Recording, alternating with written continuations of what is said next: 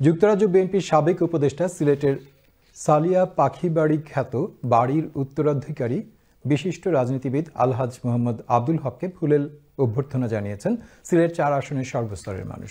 Britain থেকে ওসমানী আন্তর্জাতিক বিমানবন্দরে এসে পৌঁছলে তাকে এই সম্বর্ধনা জানান তারা। আরও জানাচ্ছেন মনিউদ্দিন মঞ্জু।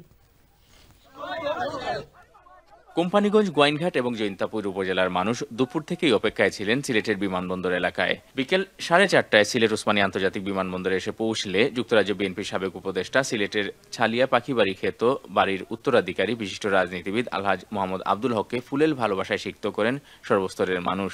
এ সময় আগত জনগণের উদ্দেশ্যে কৃতজ্ঞতাসূচক বক্তব্য রাখেন আলহাজ আব্দুল হক।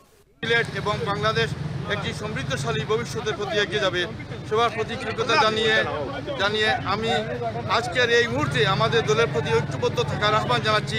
আলহাজ আব্দুল হক তার বক্তব্যে সুযোগ পেলে নিজের মেধা ও প্রজ্ঞা দিয়ে সিলেট ৪ আসনের মানুষের কল্যাণে কাজ করার প্রতিশ্রুতি দেন আলহাজ আব্দুল হক। সিলেটের উন্নয়নে ত্বরান্বিত করা শিক্ষা, স্বাস্থ্যসেবা, কৃষি এবং তরুণদের কর্মসংস্থান নিয়ে কাজ করা আমার প্রধান অঙ্গীকার।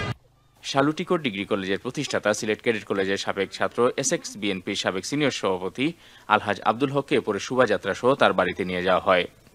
Moinuddin Manju, channel news, Sylhet.